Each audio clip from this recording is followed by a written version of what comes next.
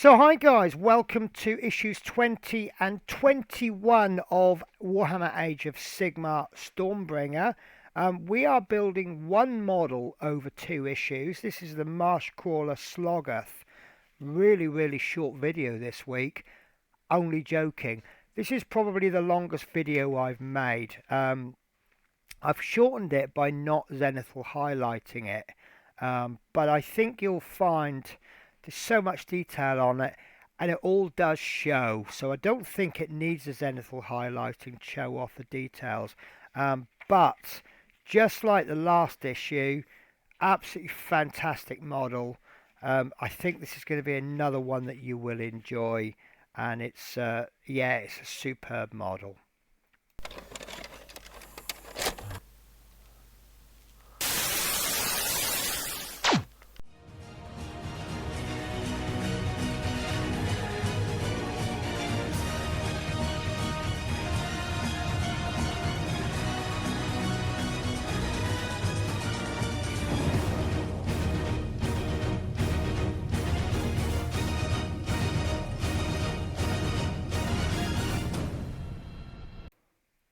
So hello, welcome to this issue of Warhammer Age of Sigmar Stormbringer. This is issue 20 and 21, and in this issue we're going to be doing a Marshcrawla Sloggoth. So let's have a look at the magazine. So we are at the end of this magazine. We're going to be doing one model which comes in two parts. Part 1 is in issue 20, part 2 is in issue 21, and I've had a very quick flick through this. And wordy wise, I think this is a really good magazine. Let me explain why. So the sections we have part 5 of monsters, and it deals with monsters of the chaos waste. Now as a chaos player, naturally this is obviously very interesting to me. We have an article there on the Mind Stealer. I can't even pronounce that. Spheranxes. That's as good as I'm going to go. We have Chimeras, and we have Cygors, and they are awesome little models. We also have a new section, section 1 of stories. Now I do like reading the stories.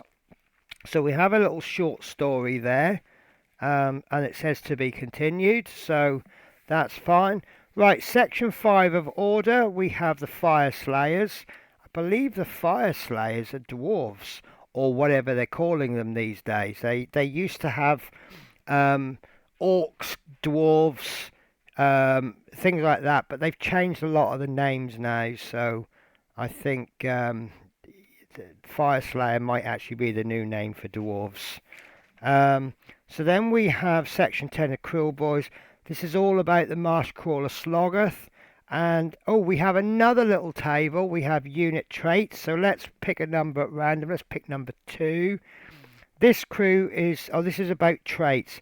This crew is unusually kind to their Sloggoth and keep it fed with rotten scraps, enemy heads, and so on. I don't know if that will give you a bonus. That might give you a bonus. If you look after your Sloggoth, perhaps it'll be a little bit better.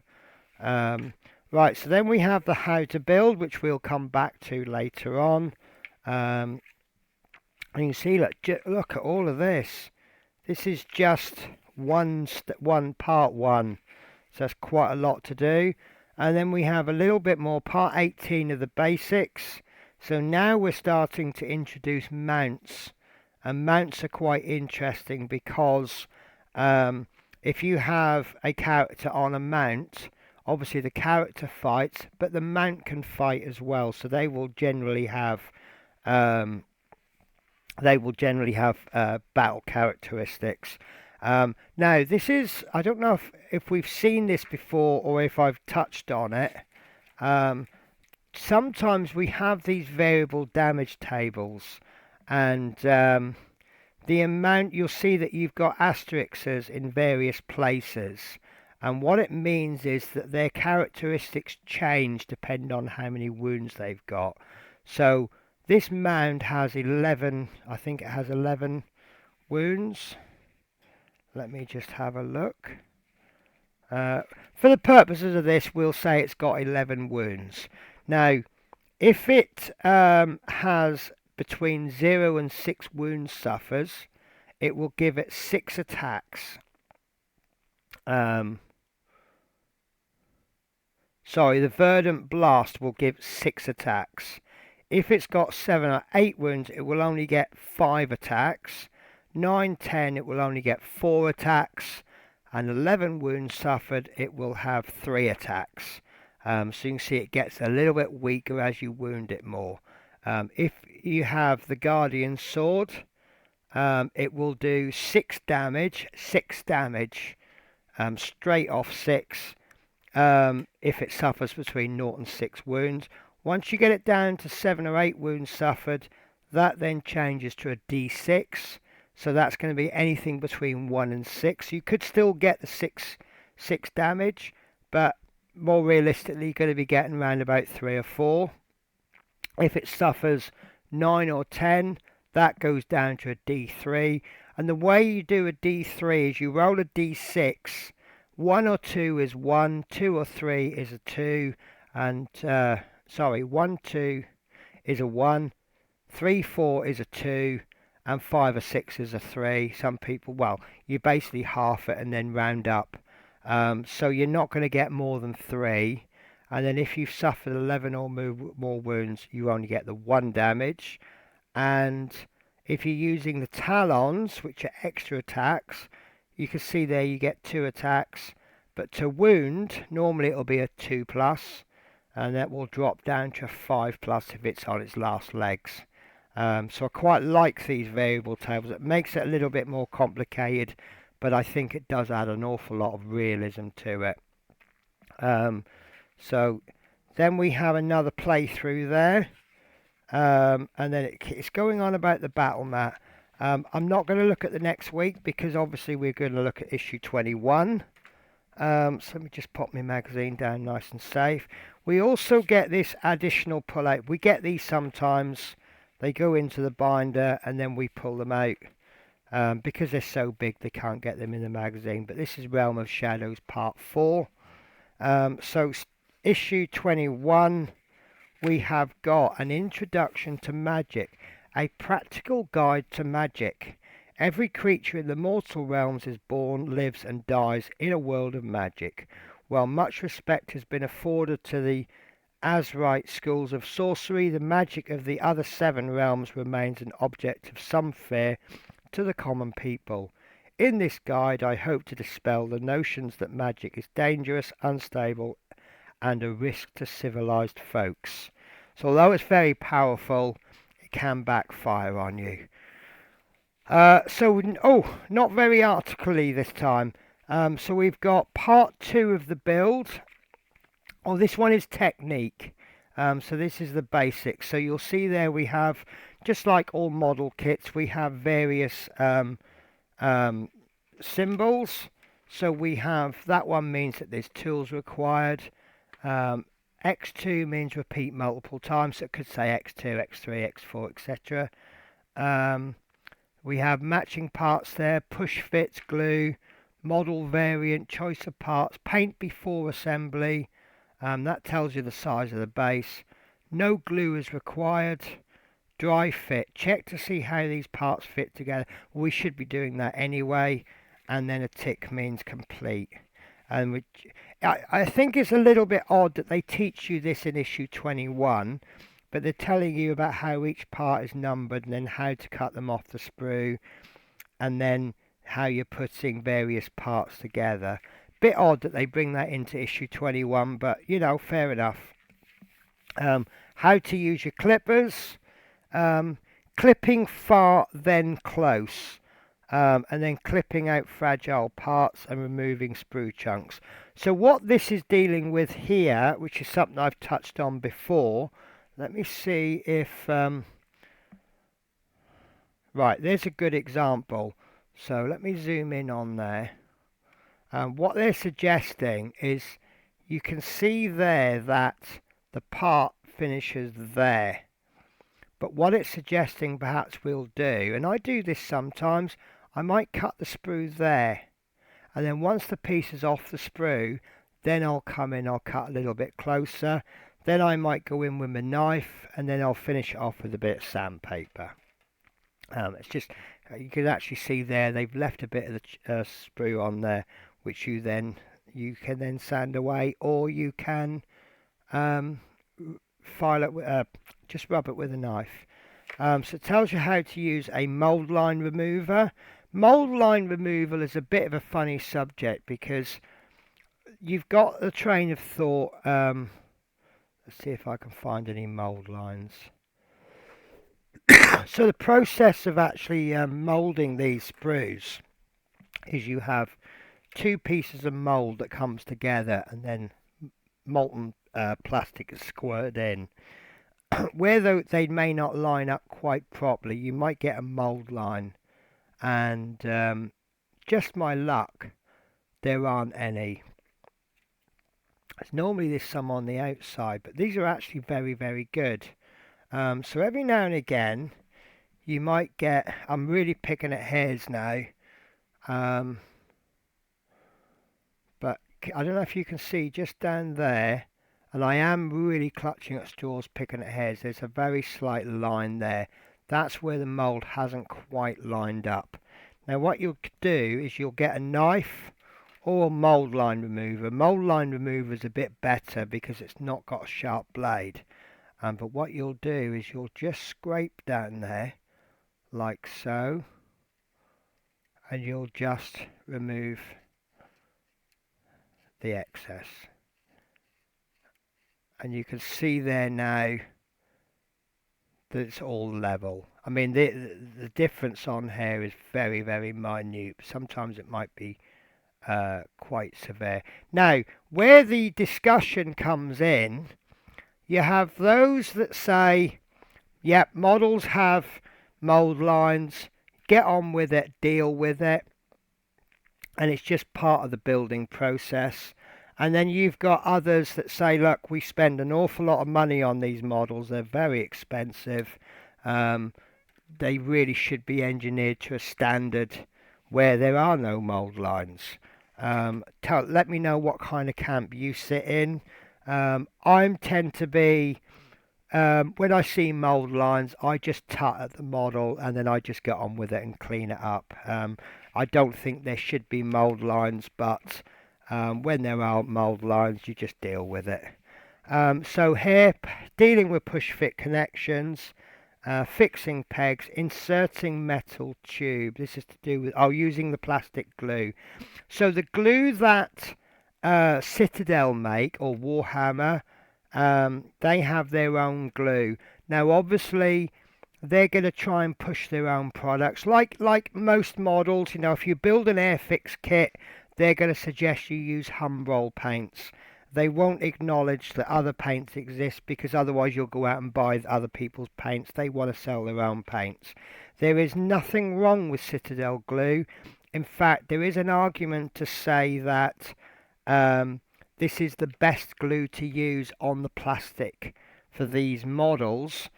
Some glues work better on different types of plastic. Citadel glue works best on this plastic. But the two glues that I use, as you can see from previous issues, they work absolutely fine.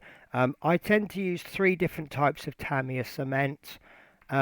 This one, I use this because it's very old. I've had it ages. I have now switched over to Tamiya glue, but I don't want to throw this out. It's a perfectly good product.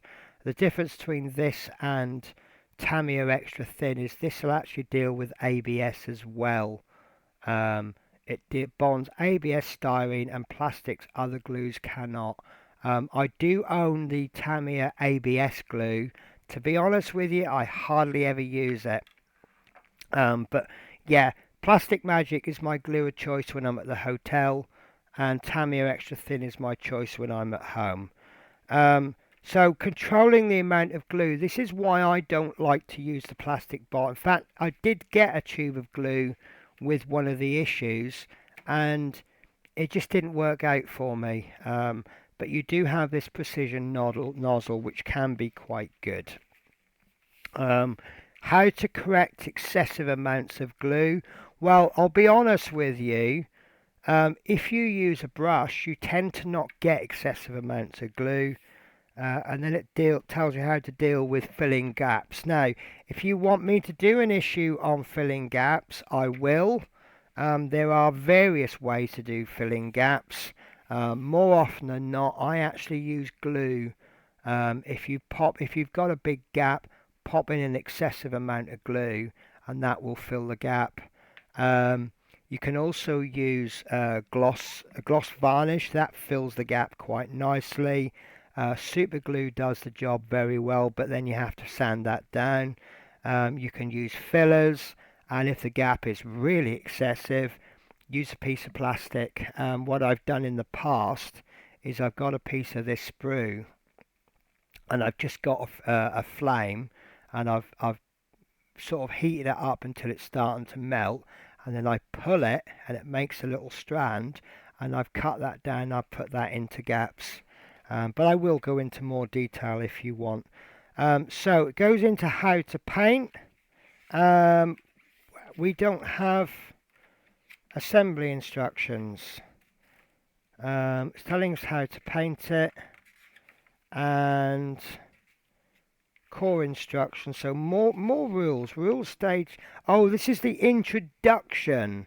See, again, they've put page 1 of the rules in issue 21. I think that's a little bit odd, but as you can see, that this is the introduction to the rules, and then we have more rules, a battle, and we have no assembly instructions for. Have I read this right? Have I read this correctly? Because, well, that's strange.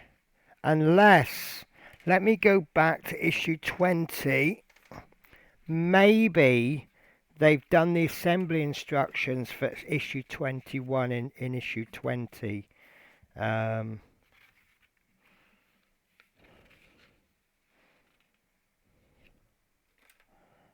So let's have a look at the first parts. So these are definitely issue 20, because we've got this part of the Marshcrawla. So if I see any parts that I recognize from this one, 11, 12, no.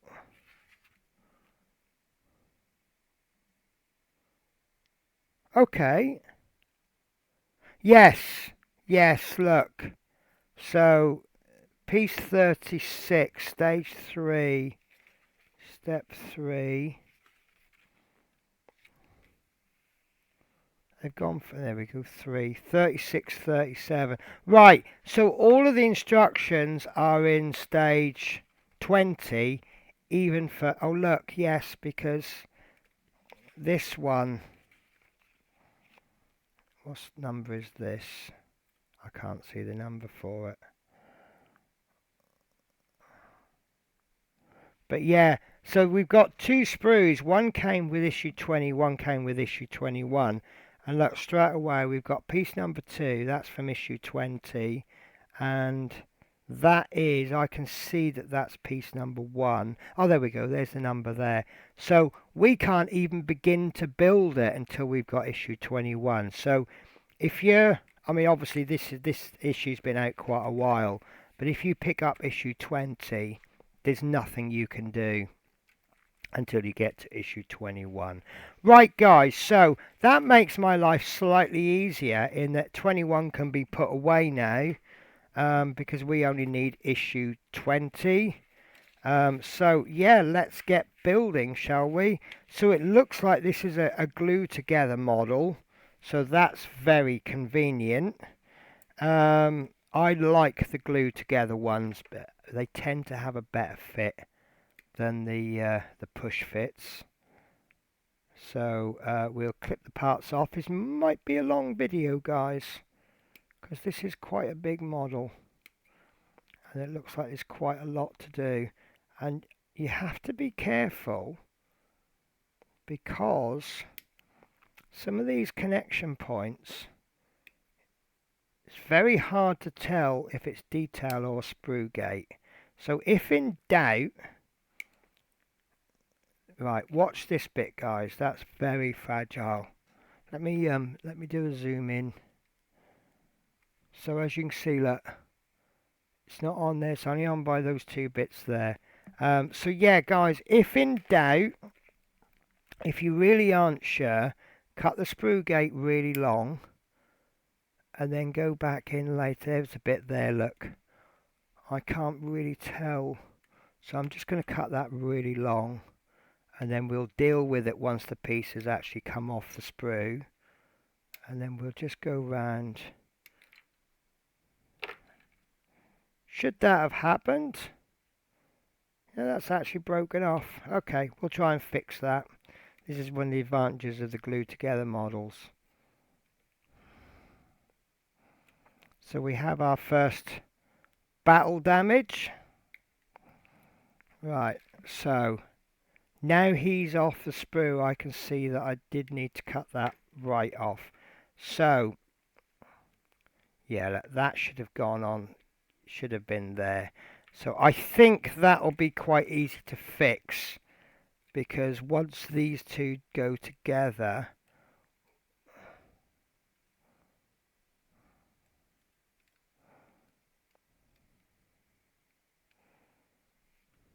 I can't see where these are going. There we go. There we go.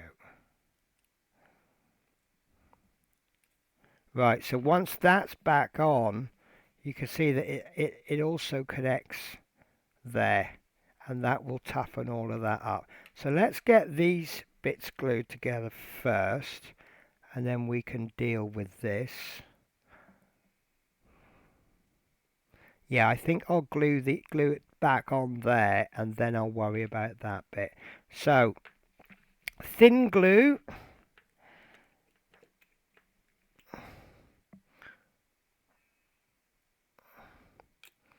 And it looks like I might be gluing this in stages.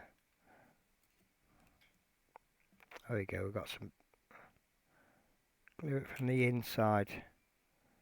If you can glue from the inside, always take that option, because these are parts that aren't going to be seen.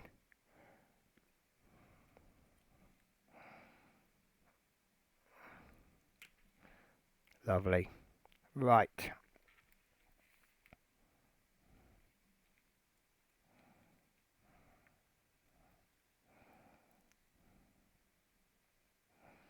A couple of pegs there. I think I'm going to use thicker cement.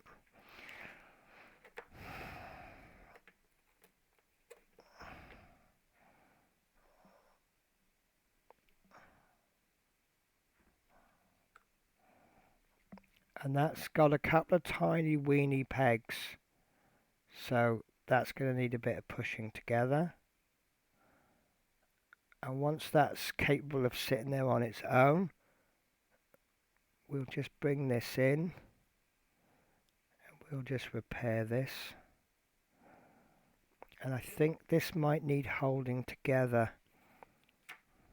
Do you know what? I'm going to do this bit after I've done the base, because I've got a feeling that as we put the next stage in, it's going to add a little bit of support. It might be a little bit tricky to get in, and it might actually push that out. So we'll leave that repair until the next step. So a couple of little tiny bits now, pieces 40 and 41, and I have this problem where when it's a fresh sprue, I can't find the pieces. So there is 40, and that is a foot. Something's a foot. I'm going to put it this side because it's going on this side of the model. 41.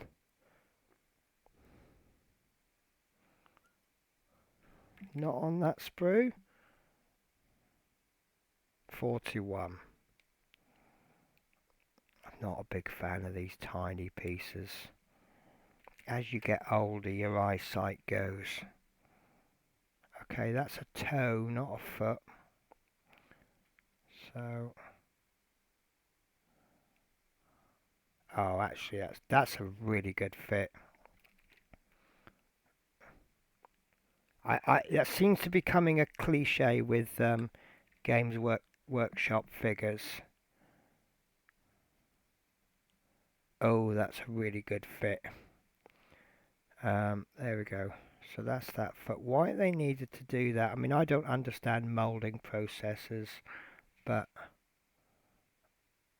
maybe it would have just been easier to do it that way. But you notice how I'm dry fitting. I actually have no idea how it goes on until I've done a dry fit.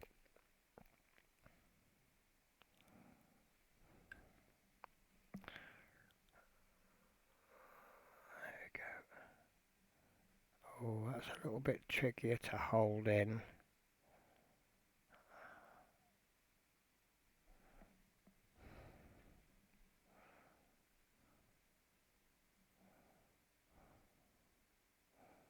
These parts are such a good fit that if it's just a tiny bit out, it doesn't really want to sit.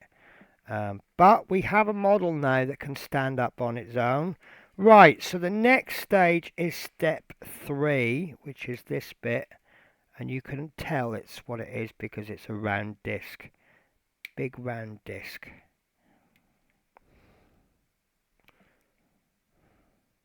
I think my zoom is in a little bit too close there, isn't it? If you have it too far, you can't see what I'm doing. But if I have it too close, it doesn't take much for me to be off camera. Now I've cut all of these sprue gates, yet the part isn't falling off. There it is. Right. So we need to get this the right way round. And it looks like we have this kind of cross. And we have some detail on this side. But I still think it's that. I don't know. I can't work out which is the right way round. Right. This is going to go into here. And this is why I didn't glue that bit on.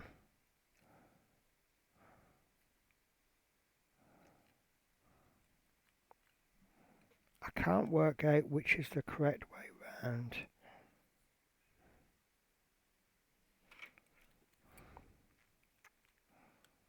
What I do know is that once I have it the right way round, it will just go bang. So I just got a couple of bits there. Oh, I see what they've done. Right, it's because I didn't have this. This wasn't the same way as the orientation in the magazine. Right, I can see now that it does go in this way. So let's just maneuver that. Because this bit is broken, it's sitting inwards too much. So this should sit right at the bottom of this.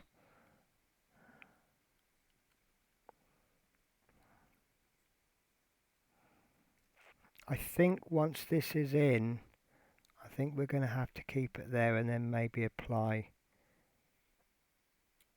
thin glue. See, that's not wanting. Ah, there we go. I think that's the wrong way round, you know. Right. That's pulled that out.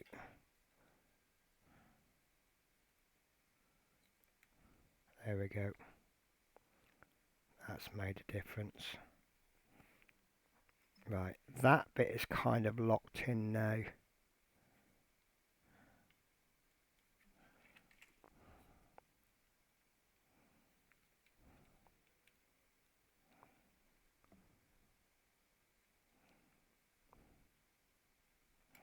See, that's not going to fit nicely.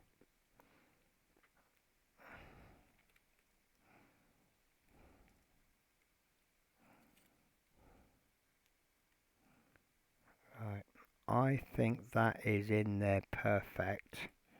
It kind of locks into place.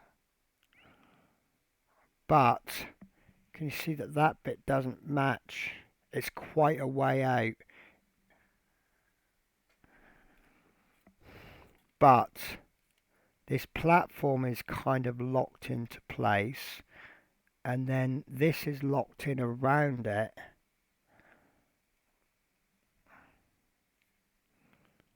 So I think that is in fine.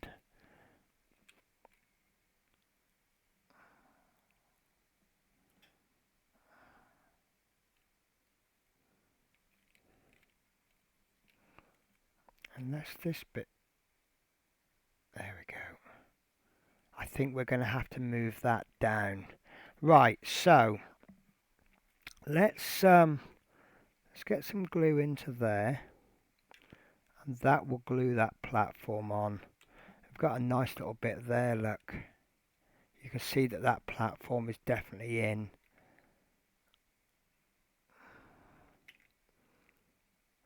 Right, so that platform shouldn't go anywhere now. And then what I'll do is I'll bring that in.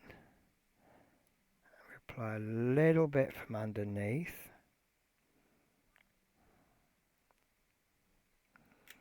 Okay.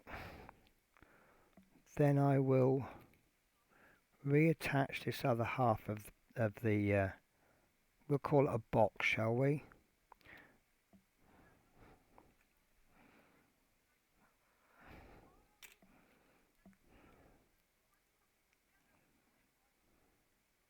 And again, I will leave that. We'll get that locked in. There we are. That is definitely locked in now.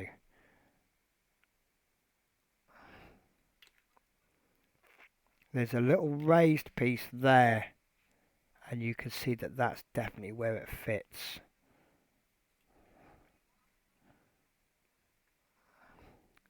So that you can see how far out that is.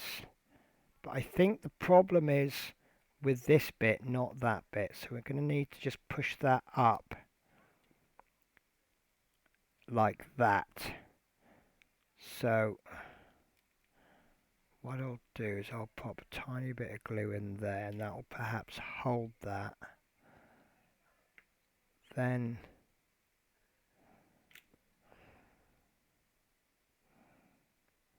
but I know as soon as I let go that's going to pop back, which it has done, and I can't hold this for hours.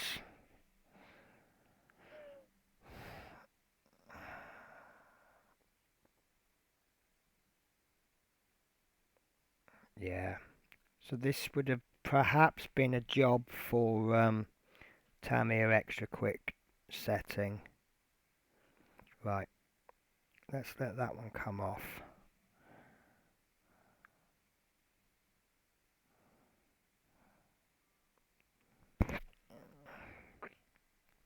Not sure how to do this, guys.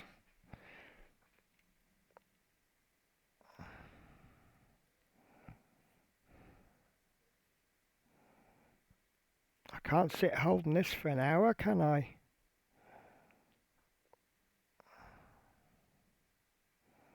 Oh well, I'll figure it out. Right, I'm going to take a cut, guys, and I will see what I can do with this. So it turns out, by coincidence, that gap was exactly the same width, well, give or take a mil, of a coffee stirrer. So I've put a coffee stirrer in there, and I've put a bit of masking tape over. It's been about an hour. You can see how good the fit is, actually. It's pretty good. It might need a little tiny bit of glue in there to fill a gap, but on the whole that's all right.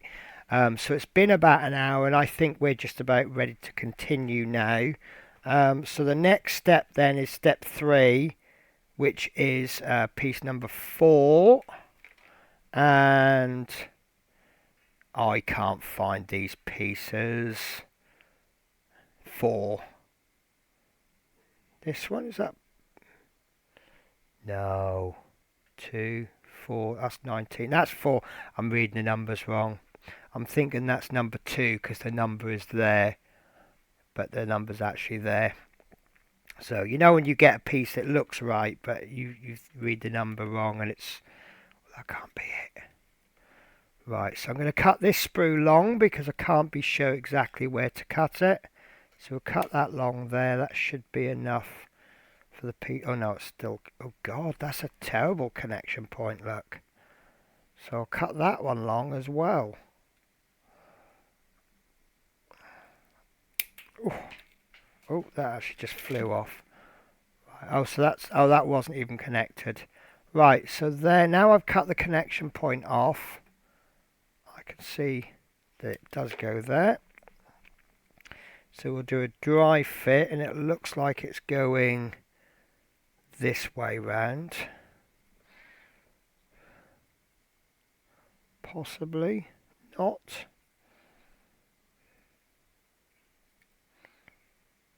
I can't work this out. There we are. That looks like we're getting close.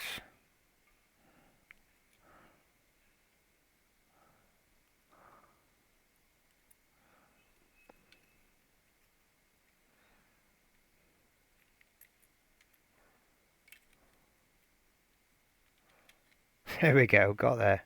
I think we got there. No, we didn't get there. Oh, right, so we've got a bit of cloth coming down this way.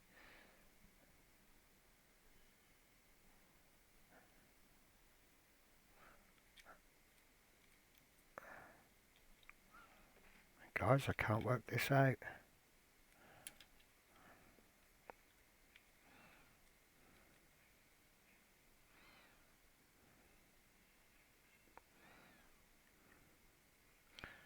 Gosh, is it as painful to watch as it is to build? There we are. Got there in the end. No, we haven't got there. I'm convinced that's going in there. Let me get the zoom in. So, this piece seems to want to fit round about there. But then that head then becomes very low.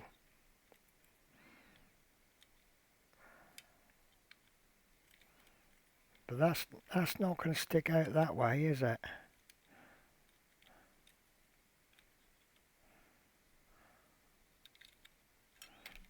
Right, let me have a look a bit. Future step. We might get a better angle of it in a later stage. Right, okay. So this bit wants to be hanging down at the back. Right, there we go, guys. That's in, so that's how it goes. So I think that's going to be slow setting glue time.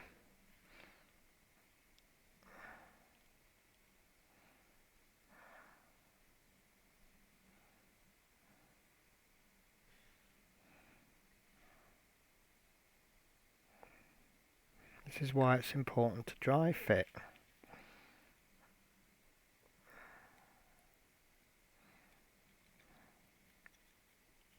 There we go, that makes a lot more sense, doesn't it?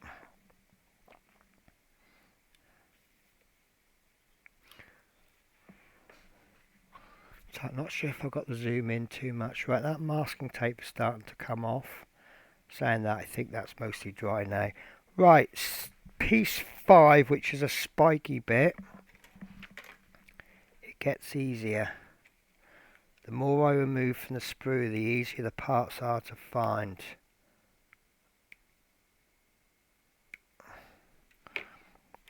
Right, so this is going to go on the bottom of the, there we go, that's a nice fit. Fairly nice fit, very nice fit. Right, let's put some glue in there and we'll just get the one side stuck down. Lovely. And then we can work on the other side.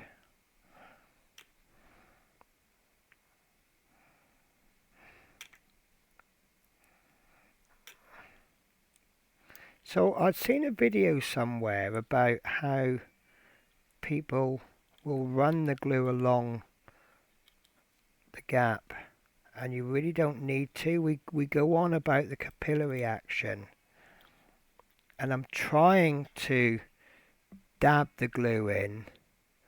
There's a gap there, and I don't know if that gap is supposed to be there. Just there. And yeah, it looks like there's a little lip. See, if you look at it from there, it's a perfect fit, apart from that bit there.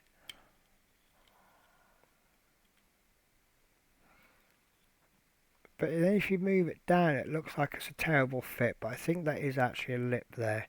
Right, that's coming off, so I'm just going to remove it, but I think that's okay. Let's see, it's a very slight slip there, but I think it's one of those things that because I've pointed it out, you can see it. Right, watch these spiky bits, guys, because they're going to come off very easily. Right, so piece 7 now, which has kind of got a piece of chain on it. So, no. Number 7, can't find number 7.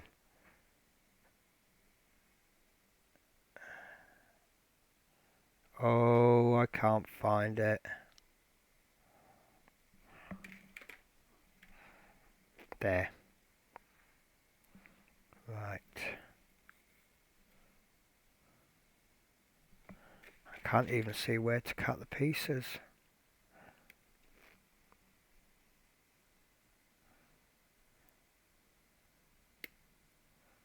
Right, I'm going to cut that piece long. And that piece long. And then that will give us a chance to have a better look at the piece. So there's the cut point. And this looks like it has a little spike on the end. Helps if I don't drop it. So there you go, that's worked, doesn't it? That's worked. Right. So this is going on here somehow.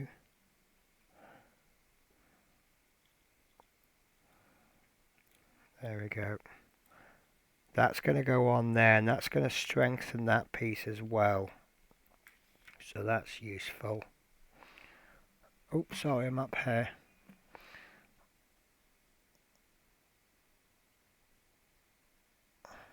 Right. So, bit of glue on there. That goes into there. So that's going to help strengthen this piece. That's nice. Right, so now we need to do some feet. That's only given us 3 feet because we've already got... No, that's not a foot going on there. So we've got 2. Let's do the 2 front feet first. So we've got 8 and 9. And we need to find something that looks right. There's number 8. So we'll cut him off.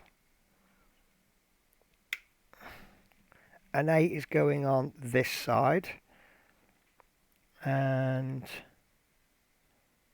number 9 must be on the other sprue. They've really, there we go, they've spread these around, haven't they? You would have thought that you'd get like some of it done on one sprue and using just the one sprue and then finish it off with the second sprue. That is odd. Nice. Nice. So what they've done, they've got a chain around his leg and they've actually done the join point where the chain is. You see there? So that's quite clever. Well, I say clever. It's using the detail on the model. Well, have they used the detail on the model to create the join points? Or have they used the join points to create extra detail?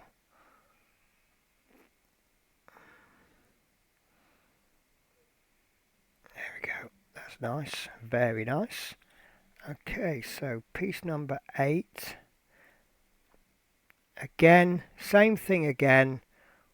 Where the chain is, that's where the join point is. And that gives a really good connection. So if you've got some nice, good, strong poly cement, you're going to get a really nice join there. Nice. And being a big, I'm just going to bring the base out. It's getting to the point now where you probably want to be putting on a flat surface when it's when it's at rest. So piece number 6. If you see the 6 before me, give me a shout. 9, 6, there it is.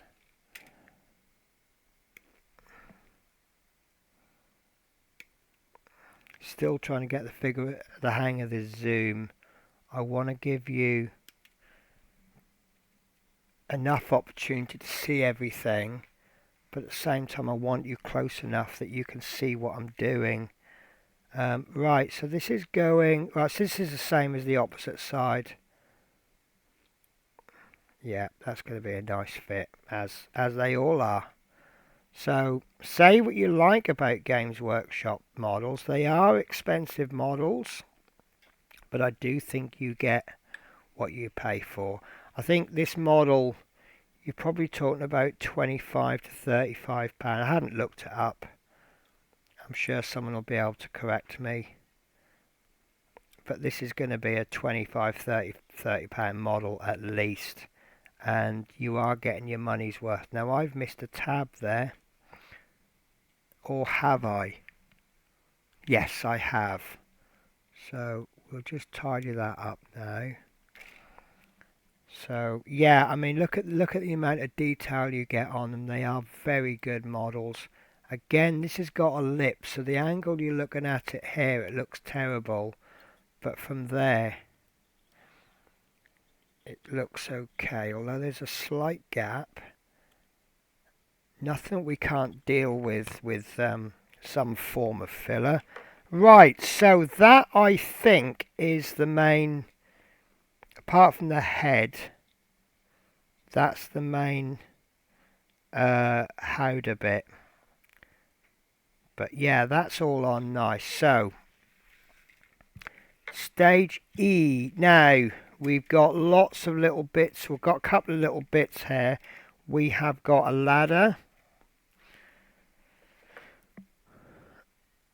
So obviously the little dudes can get on it easily.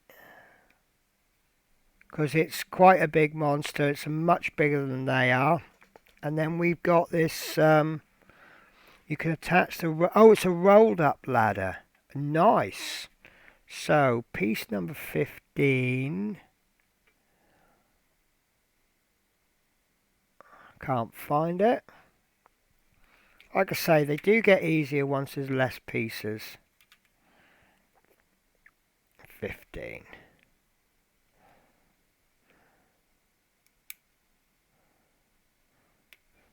So, if I'm reading these instructions right, this is the ladder, and this is a rolled up ladder.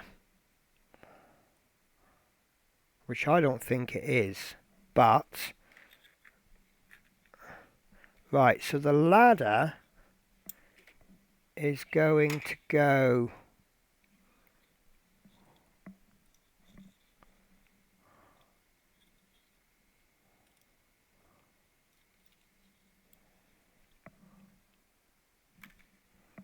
Right.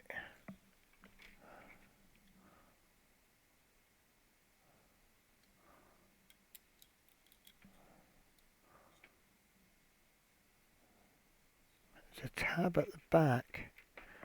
Right. Right.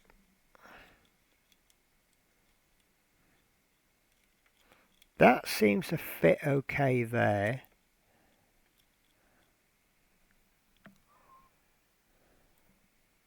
So that's where I'm going to put it. It looks right according to the magazine, the instructions. So, like I say, that's where I'm going to put it. And this one, it actually looks like we've got different configurations. We can put this ladder on this side or we can put it on that side. But, and there's the second ladder, and that actually fits in there quite nicely. That's very, very nice fit. So, and if I'd have known that this was going there earlier, I probably would have put it in earlier, because that would have made a nice little spacer for this piece while it was drying. But as you can see, we've obviously spaced it nicely because it fits. So that's all good. So, yeah, I bet this is really hard. If you were that little goblin-y thing, it's really hard. Look at the angle. So obviously, as he walks, this howdah is going to be moving backwards and forwards. So there's obviously a bit of skill required in becoming a rider. Right, 42. Now, I'm guessing that's quite an easy piece because of the shape of it. Yeah, I still can't find it. 41.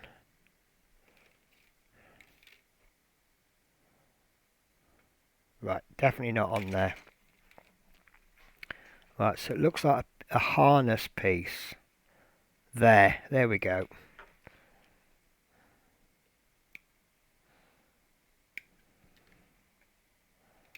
And this is going on the back, and it looks like this is going to close up the back piece. So it's going to go on like that. Oh, that's not my favourite piece. Oh, there we go. Oh, there's a little tab there. And there's a hole in there. So I think the easiest thing to do is to run glue along there, because all of that piece will sit on the back here.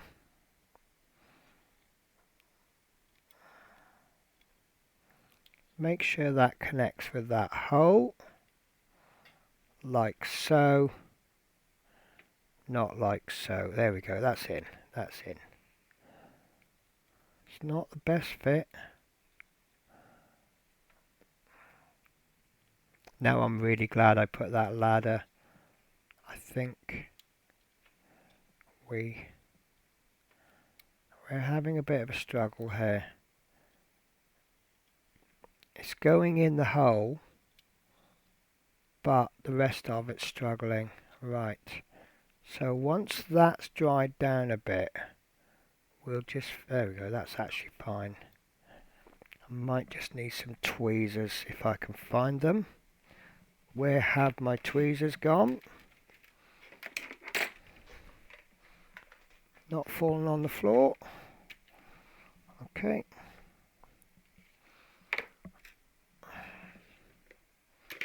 I'll use a knife. Oh, I see, I put them on the table. Right. So this little piece is up a little bit too high. Whether that's because it's not cleaned properly. Yeah. And then that pushes this bit up.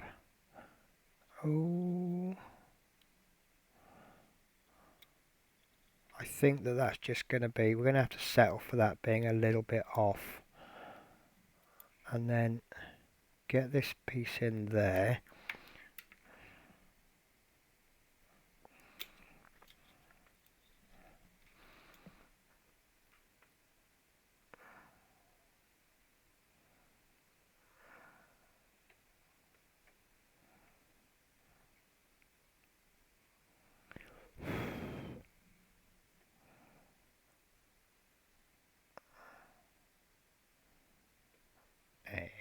that's going in nicely. I think that's going to be one of those areas. Actually, that's gone in quite nice now. It's come out a little bit on this end.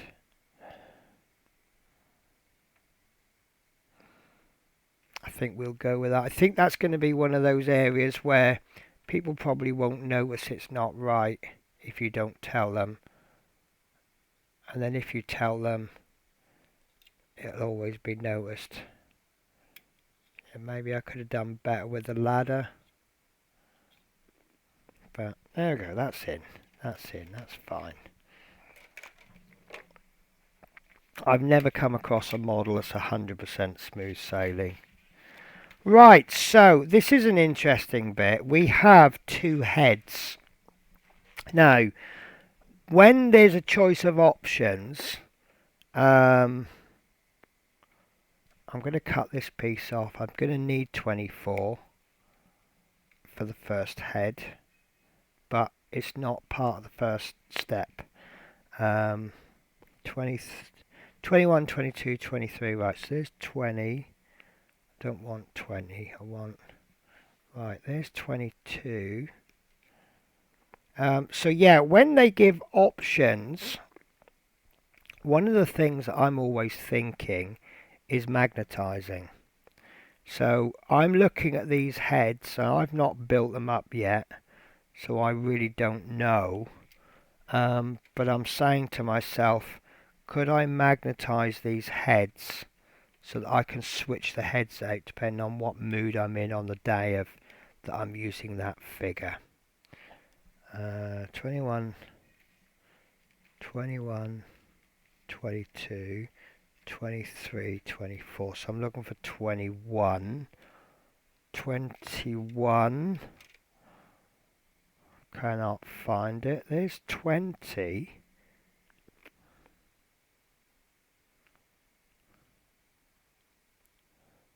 See, all the headpieces seem to be on here. Yet I can't find that 21. Looks like they're making sure we can't build anything until we get both issues. No, it's definitely not on that sprue. Right, 21. It's head shaped. How hard could it be to find it? There's 17. 21. There we go. Right, so yeah, what I would be looking at is there any way we can magnetize it? I've got a feeling the answer for this one is no, because that's where the head's going to go. But magnetizing is a really good idea, because then it gives you a choice of options. Right, so this is doing their usual thing with heads. They actually have the tongue is on one piece and then the head forms on the next, so that the tongue can stick out. But that's nice, but I want to hold that together, so I'm going to have to use my thin glue for this.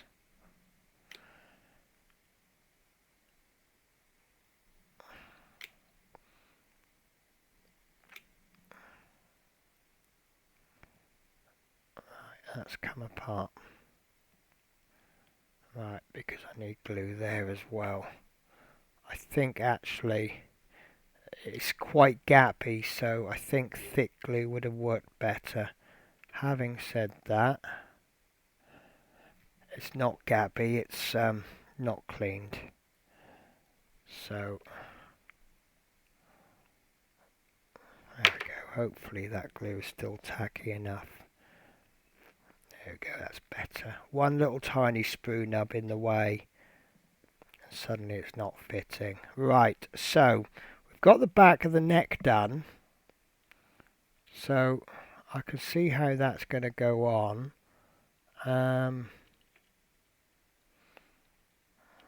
It does say in the magazine, do you know what, I think that's doable. If we wanted to magnetize that, we would have to fill that gap in with something. And then what we can do is, once that's filled and hardened, we can then drill out a small hole for a magnet, and then we can put another magnet on there, and then that way this head will be held on with a magnet.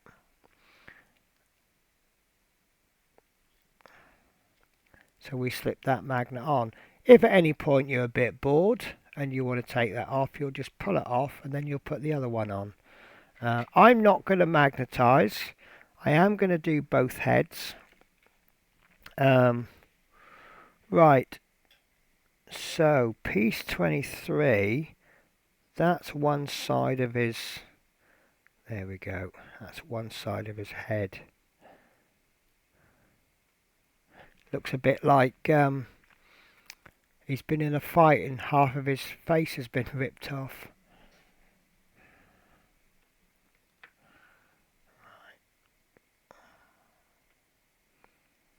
There's just so much detail on these. Sometimes it's really hard to find a point where you want to glue.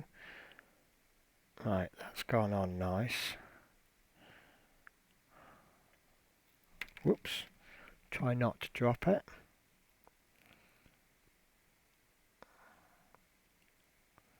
And that's the other side. Slightly gappy, but not too bad.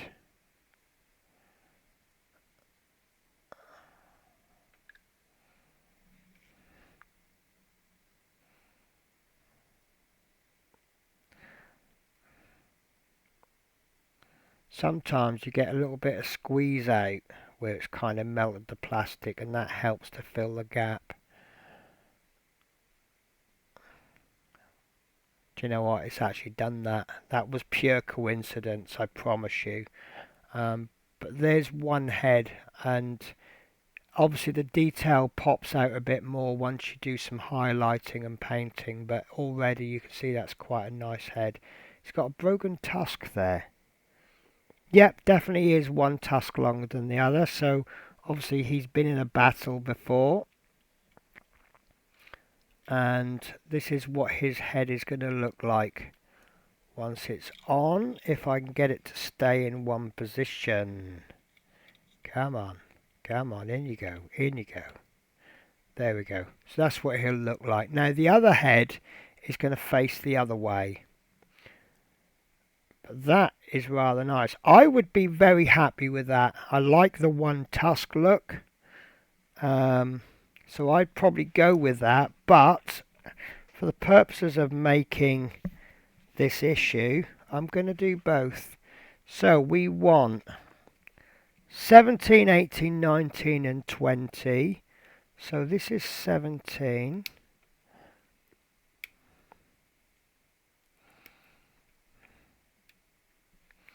(17) 19. I know I'm not cutting them off in order, but you know what these parts are like. Grab them when you can. So I want 18 and 20. There's 20.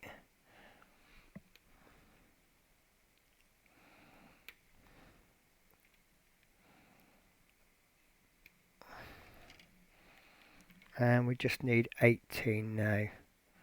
I have seen 18 somewhere.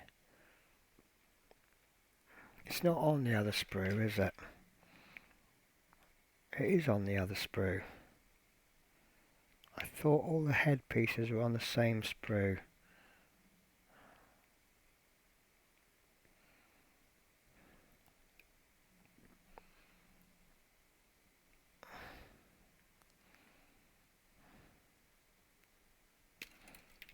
There we go. Right.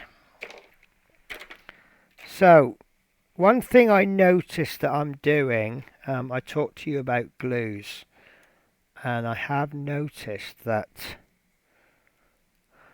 I'm using a mixture of the glues. This is the advantage of having more than one glue. You can really make it work to your advantage. So again, I'm going to switch to my thin glue there, because it means I can hold the part in place, and then if necessary we use the capillary action. Right, so that's that. That looks totally different.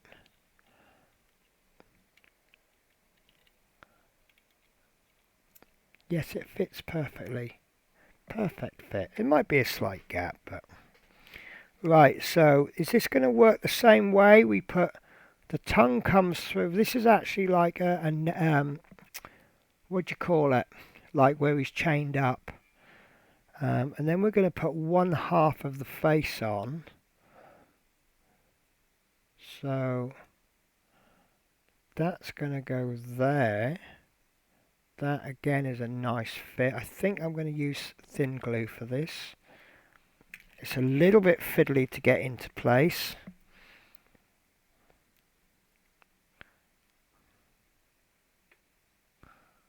So I can just dab a bit of glue at the top and that will kind of hold it in place. And then we can finish it off. Now if you've never used this thin glue before, there's a fair bit of surface area underneath. Don't worry, that glue will run all the way in. And then lastly, we have the other half of his face. And that, I think, will benefit from this thicker glue, because we'll have more time with this. So glue on all the glue points. Now this doesn't run about like the way that thin glue does. So you do need to put glue on all the points of contact that you need. And there we go. So this has got... Now that looks to me, if you look at his tusks, it looks to me like his tusks will grow back. Because we've got one that's much longer than the other. So he's obviously lost that one in a battle, but over time it started to grow back. So now we need to make a decision on which head we're going to use. Again, if we magnetize them, we could switch them out, but I'm going to make a decision, guys, and I'm going to go with this one, the one with the broken tusk. I quite like all of this chain detail. This has got some chain detail on it, but that one I just like. I like this one. Tell me if you think I made the right choice. Or would you have chosen differently? Or would you have put the extra work in and magnetized it? Right, I'm going to have to use thin glue on this because I need to hold it into place. There we go. So remember I was saying before about how people run. I was watching a video and it's saying about how people run the glue along the edge. You really don't need to do that. And I think hopefully I've just proven that now. I've put 4 dots of glue on there and the whole lot. You don't need to be sitting there and go all the way. You just touch it every quarter of an inch or so. Right, so he looks complete. So obviously which head you choose depends on which way he's looking. This head is going to look that way. But I like that head. I really do. I think I've done a good enough choice there. And given all the little issues I've had, I think that's okay. I think I've done an okay job. That bit being broken didn't help. And I don't know if maybe I put the ladder in wrong or didn't clean this piece up. But that's okay. That's fine. Right. So we've got to work on the little... I'm going to call them goblins. I know they're called grots, but I like to call them goblins because that's essentially what they are. So we have 2 grots, and then it says choose which weapon you want for each grot. So let's build both of the grots up. So we want 32, 33. So this is 32.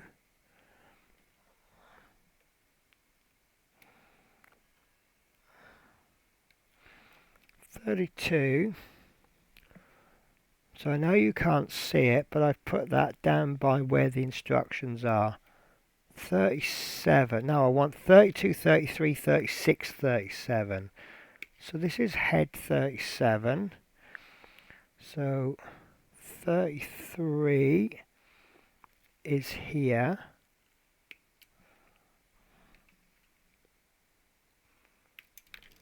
And where did that go? There we go. That was a lucky catch, wasn't it? And 36, which is on another sprue. They are making sure we can't build anything until we've got both issues, aren't they? Not that that's a problem, because if you're collecting the magazines every week, and obviously if the first week you can't build anything, it just gives you a bit more time to catch up on the painting. Right, so we've got 32 and 33.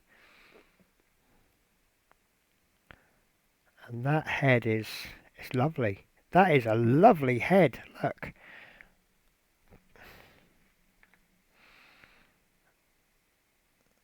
That's a really good fit without glue. I mean, obviously if you tip him upside down, he's going to fall off, but it just goes to show how good the head is.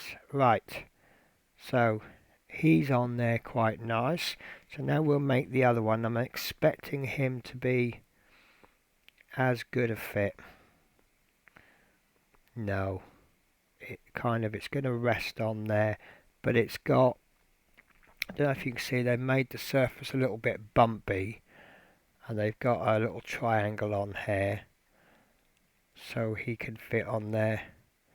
It's just very fiddly because his head is obviously very small. We've just been dealing with the head of a monster, and now we're dealing with the head of a grot. So, yeah, there we go. Right, I'm going to take a chance. I'm going to use this nice, thicker, stronger glue. But it's because I want the higher working time. Right, so that's those two done. Now, I can't figure out how. Oh, I see, right. So, I don't know if you can see here, you've got choice of 34, 35 for this model. And you've got 39 or 38 there for this model. So,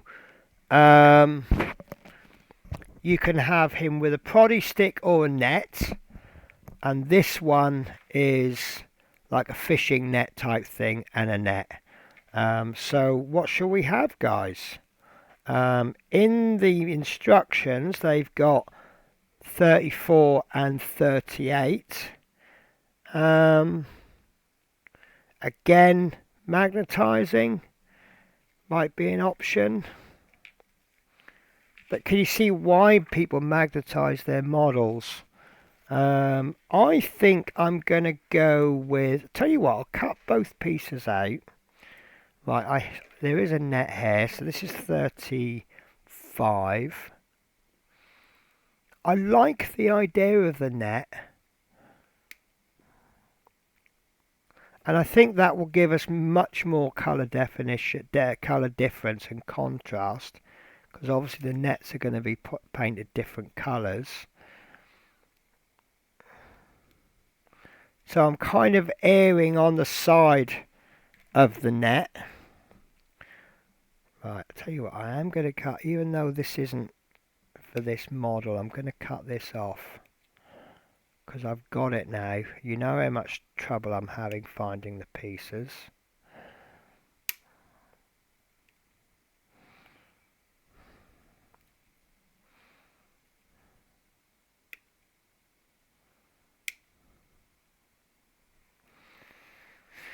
See, I like that. That's quite a nice little piece. Right, 34.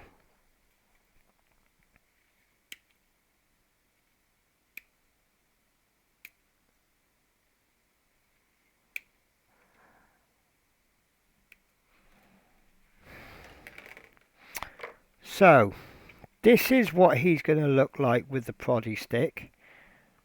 I'm calling it a proddy stick. It's a bit like a cattle prod, isn't it? Why does that not want to go on there very well?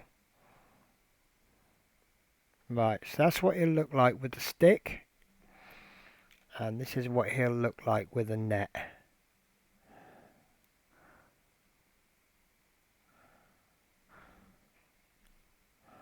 I really don't know, guys. I think I'm going to go with him with a net and this one with this. But before I decide, I'm going to cut piece number 39 off so we can do the comparison. I want the variety, you see. I don't want them both with nets because they'll both be quite similar. So this is what the second guy looks like with a net. And this is what he's going to look like with, I'm going to call this a fishing net. Because it's like the little net you used to get when you used to get tadpoles as a kid. But obviously there's not so much... Right, guys, I've made a decision. I definitely want this one. So this is quite similar, isn't it? So I think I'm going to do him with the net and this one with the fishing net. I'm calling it a fishing net. You know that, guys. You know what I mean.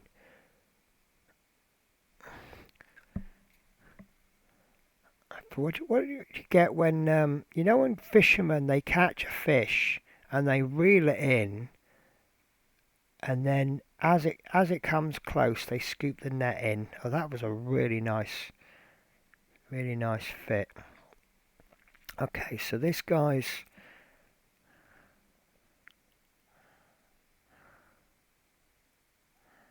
Yeah, I think that's what I'm going to go with, guys. And I think this will add a lot more colour variation. If I do this quite a light brown colour, kind of a, well, sort of this colour, the colour of my jumper, and then we'll put a load of Agrax Earthshade on it to make it look a bit older. I think that'll look really nice. Right, there we go, guys. So that's those. Now, whoops.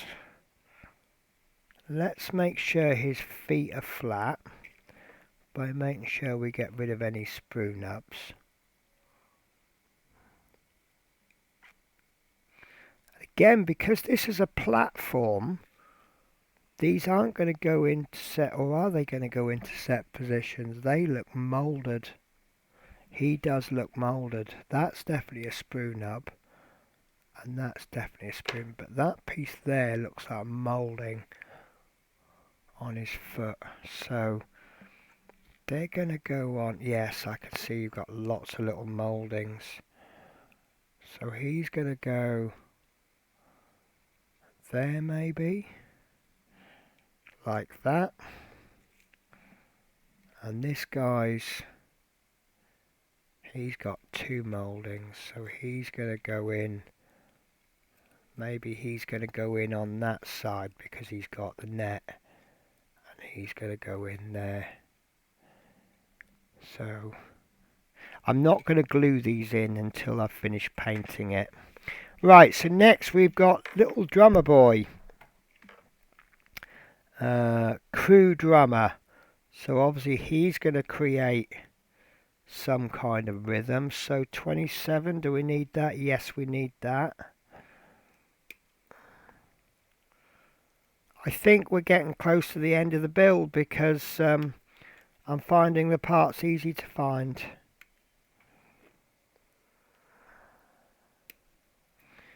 Okay, and 26, I have seen that, there we go. 26 is essentially just a box. Well, that's all it is, it's a box. Right, and he's going to go on like so. Nice.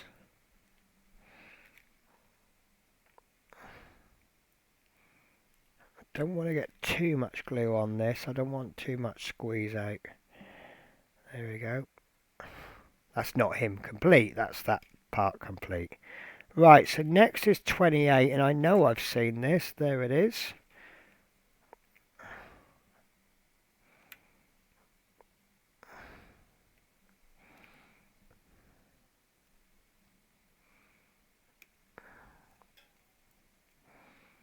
So remember to keep your flat pieces, flat part of your cutters flush to the model.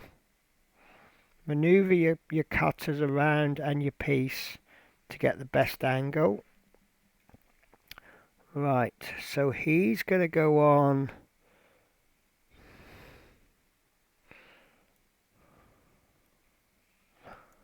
Right, looks like we need to focus on the body, and I think the drum piece will just fit itself in. Yeah, look.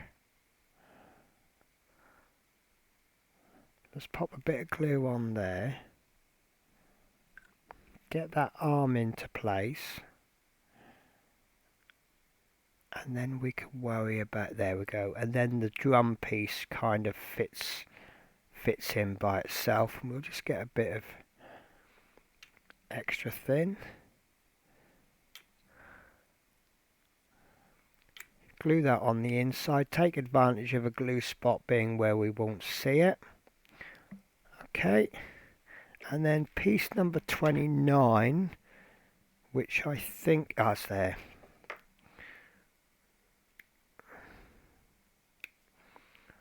So I haven't kept an eye on the time, guys, but I think this is going to be a very long video. You know, I tried to aim to make shorter videos, but it never works, does it? Right. Oh, this is the other side of the box.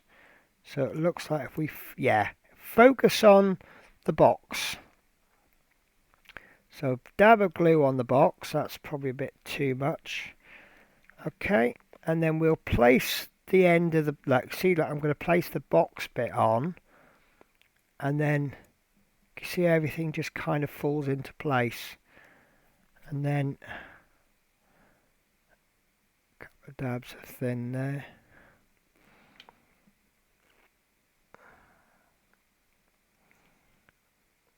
I can push these two halves of the drill together, drum.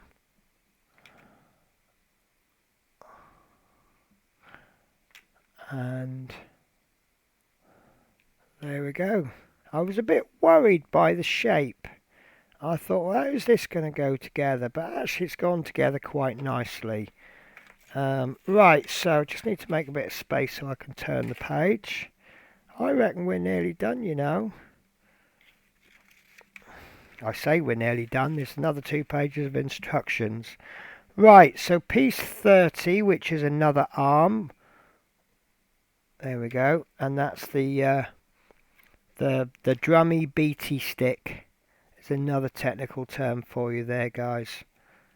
A drummy beaty stick. Right, so that's... Oh, that is a really good fit. Look at the size of that, guys. Look at the size of that. And yet that once it connects, it's brilliant. It almost holds itself in. I'm going to see if I can get away with a biggish dab of thin glue.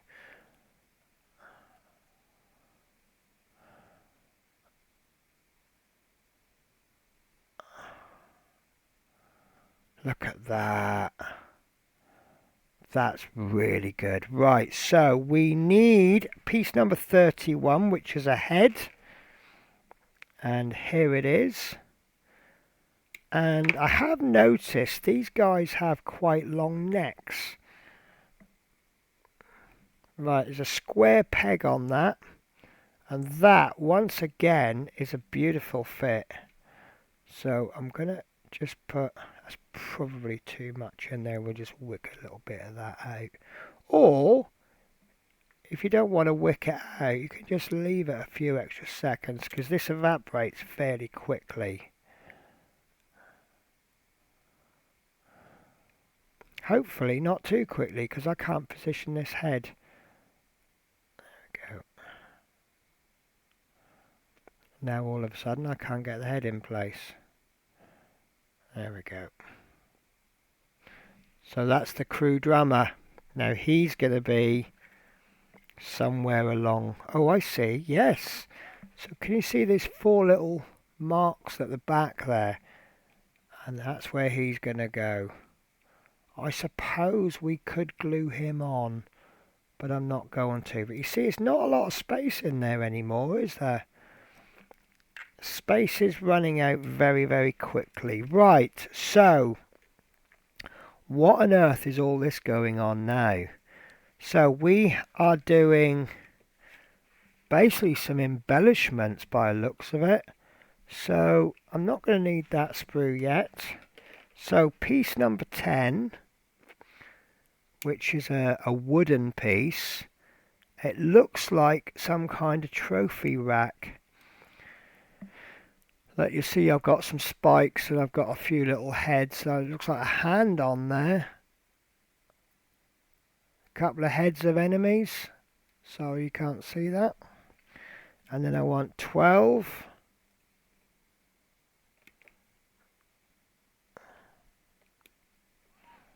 Which is going in the more towards the middle, and 11. So these are chains.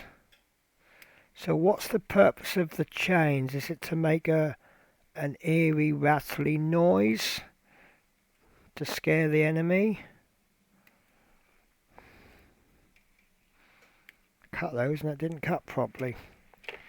Right. So this is going more towards the middle. Oh, look at that for an amazing fit. So you got this little slit at an angle, and that's going to go in there like that. Beautiful fit. So I'll just apply some glue on there.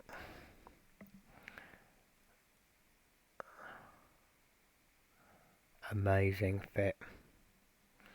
Okay, and this one is going to work on the same principle.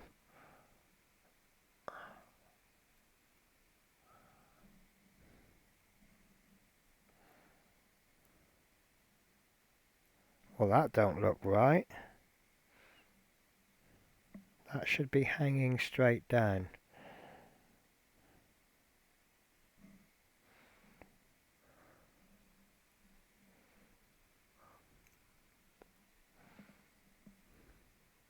No, it's hanging straight up. I don't know.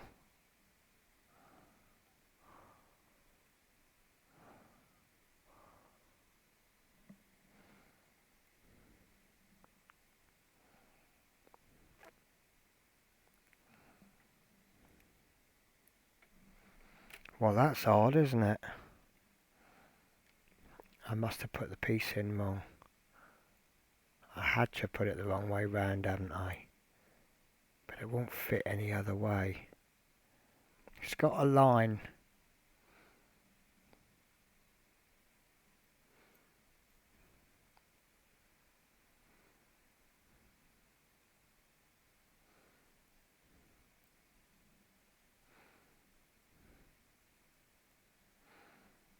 Well, that can't be right that way, can it?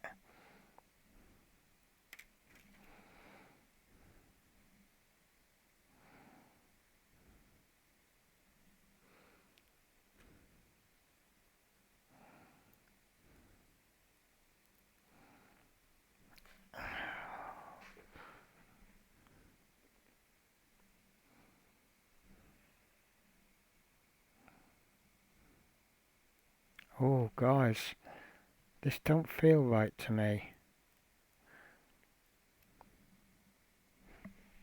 I don't like this, unless this one's wrong.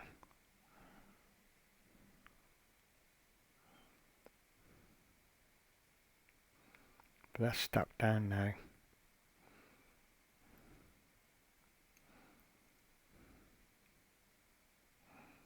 No, that's not wrong. Oh, do you know what?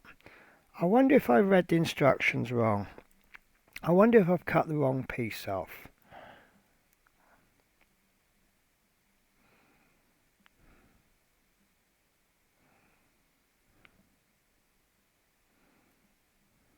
Right. Let me have a look. Piece 13. I have. Yes, that's 13. I knew something was wrong, guys.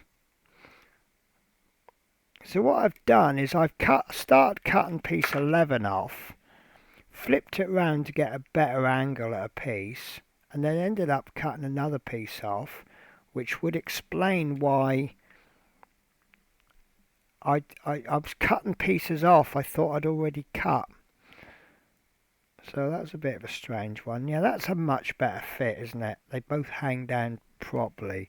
So this is 13 is going there.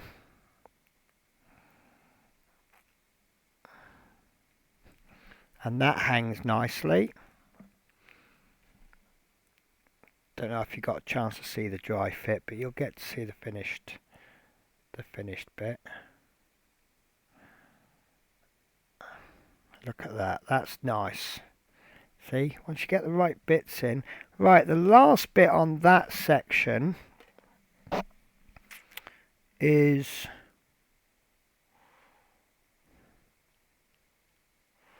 is 14, which is a net. A chainmail net. Chainmail. It's not even a net, it's just a link of chains. Right.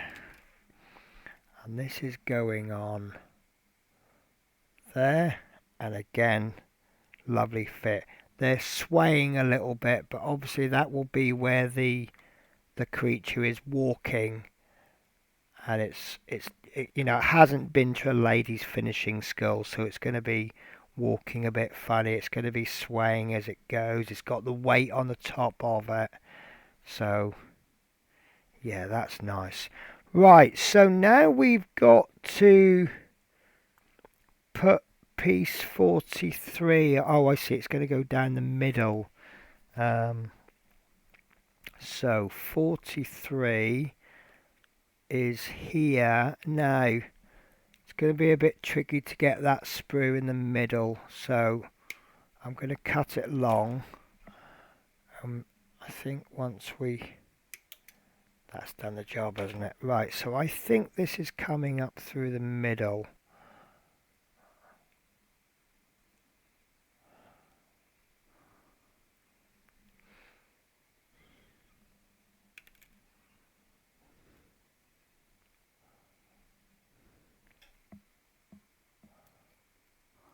Ah, there it is. Yeah, that took a bit of fiddling around with, but I do find with Games Workshop, I find them tricky. With aircraft pieces, you just put them together, bang, they're in. With Games Workshop, you've got to figure out how it works. So it involves a lot of fitting and twisting and all sorts. Right, so this is going on the back of him.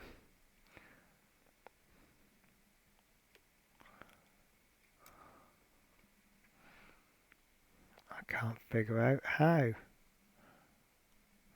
Right, it's going this way. Right, so we've got some connection points. I'm looking for a square peg. Is it there? There we are.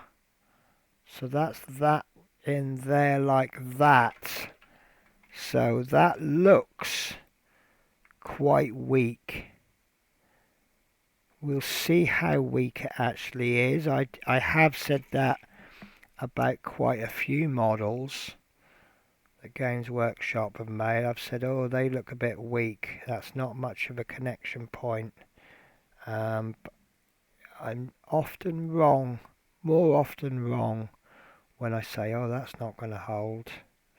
But there is quite a bit going on at the back here that's connected by such a small connection point.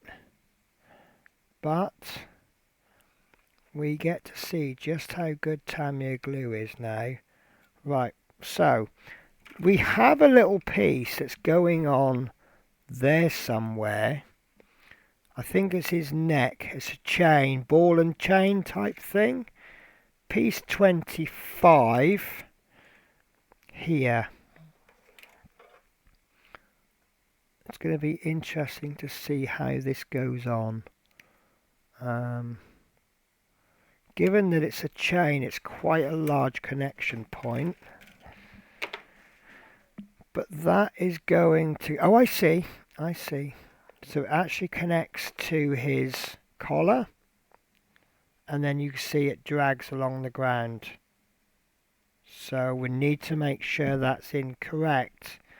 Otherwise it could affect how he's going to stand. So I'm just going to fill that with a bit of glue. And then once we've got this so it sticks, I think that's about right. Because that's flat there, it looks like it wants to be touching the ground. So I'm just going to push that. In fact, that is touching the ground.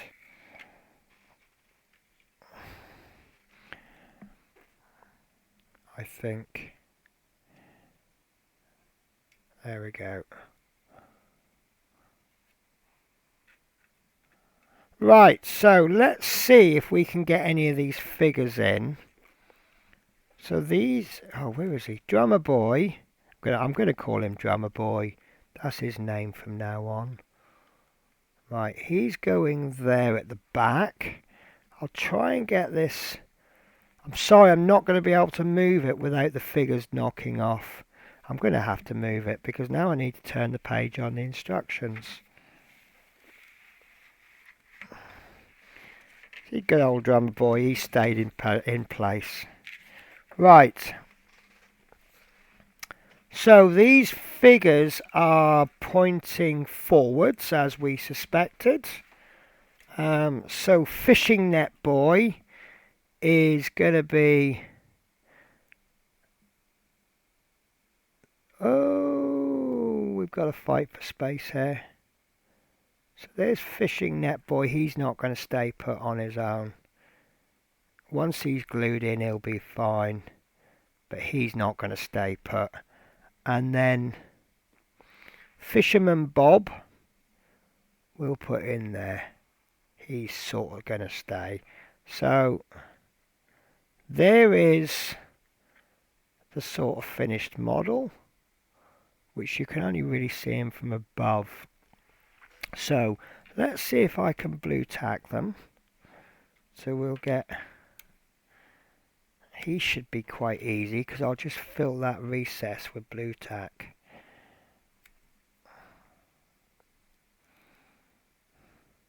Good old blue tack, eh? Where would we be without it? Oh, that is very fragile. I think I need to leave that for quite a while. Right, so that's him in. Oh. Couple of tiny weeny bits of blue tack. Probably got way too much on there. More than I need. So he's going to go roughly there.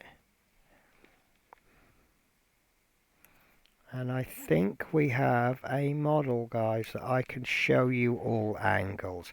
I am going to refrain from zenithal highlighting this, for the reason being that I want to wait until this is dry before I do much with it.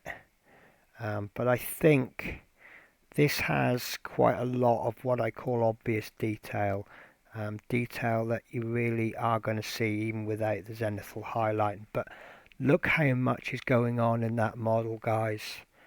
There is an absolute ton of detail. Maybe if I'd used this for him, do you think that would have made much difference, guys? I don't know. I think I'm happy with what I've done there. But look, they've really packed that to the maximum. I don't know how they come up with the idea of this.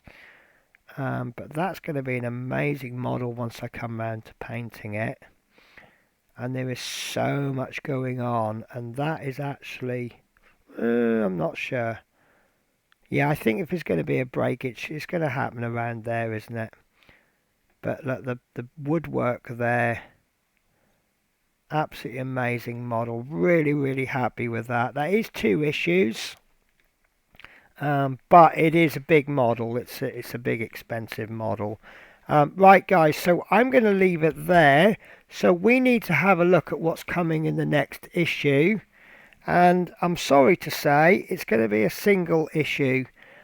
Next week we have Avalon Sunset and we have Contrast Paint Griff Charger Grey. So that means, oh, actually, that's not the latest. That's 20. Let me see if I can find issue 21. So, yeah, we still have those paints coming in the next issue. And then issue 23, which is the week after, we have the Lord Aquilator. And we'll have something else because I believe it's going to be another model. And we'll do 2 models in 1 issue. So, thank you very much for persevering with that. I think that's been over an hour. Wow, really, really long issue. But well worth it, I think you'll agree. So take care, guys. I'll see you in the next issue.